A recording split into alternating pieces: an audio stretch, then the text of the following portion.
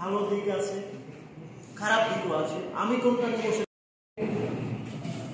সমাজে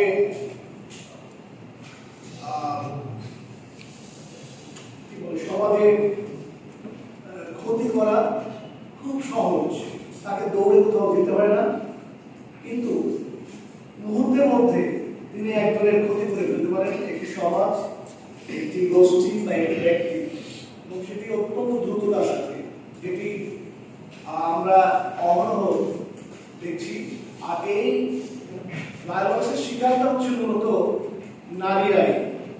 আমাদের দেশে নারীরা মূলত একটু কি বলে কনজারভেটিভ, যার কারণে এই নারীরা সহিংসতার শিকার হচ্ছেন।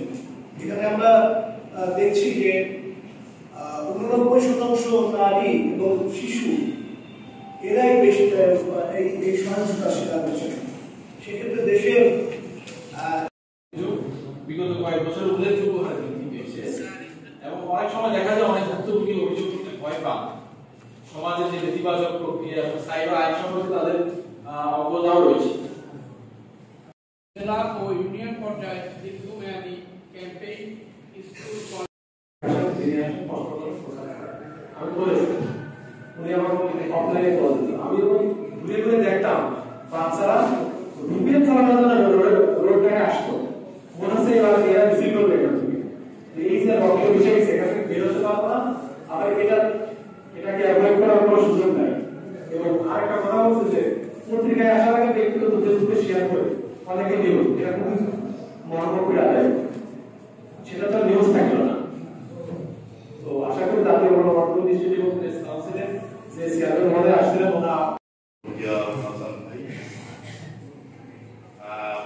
আমরা বিভিন্ন সময় বিভিন্ন প্রেস ক্লাবে খুবই ভয়ঙ্কর একটি অবস্থা, বিশেষ করে আমাদের তরুণ সমাজ পুলিশে যায়, আমরা তখন ওইটা থেকে আসে, তখন মহিলা পরিষদ বলে বিভিন্ন সংস্থা মহিলা বিভিন্ন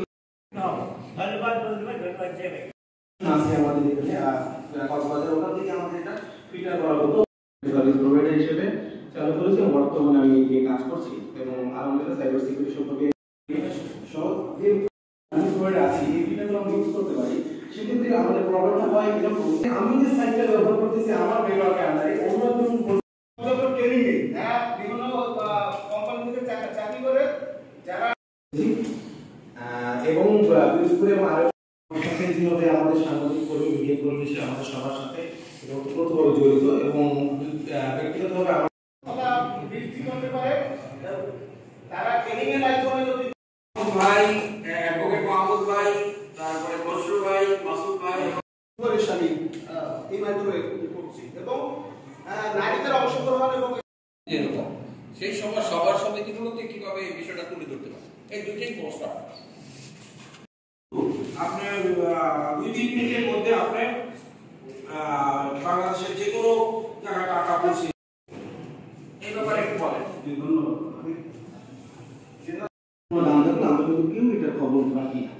এই একটা বিষয় মোটামুটি ডিজিটালাইজেশনটা হচ্ছে, ডিজিটালাইজেশনের উপর ফিল্টার করা উচিত। ডিজিটালাইজেশন ফিল্টার না হলে আমাদের জন্য